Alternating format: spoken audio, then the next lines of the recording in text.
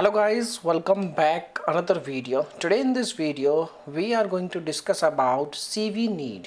Cvneed is a platform where you can create your professional resumes within a minute. Okay, so you should use this platform or not. Is this platform really legit or it just another scammy platform? Okay, so first of all, if we talk about the platform is basically approx like 3 to 4 years from now, and this is a good time period. Okay, and if we talk about resumes, so basically there are lots of platforms where you can create any resume. Okay, but most of the platforms are paid.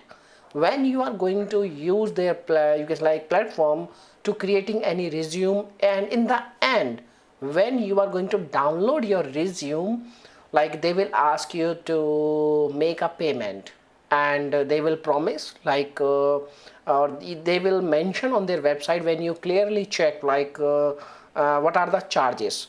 In the starting period they will provide you free trial. Okay, and after a free trial they will charge on your account. This is the clear thing, and you can visit on their website. You can find out with payment obligations the subscription will be automatically renewed until you cancel.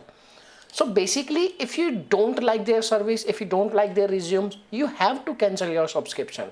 Otherwise you have to pay, you can say money for the subscription, and you need to provide a notice period for 1 month.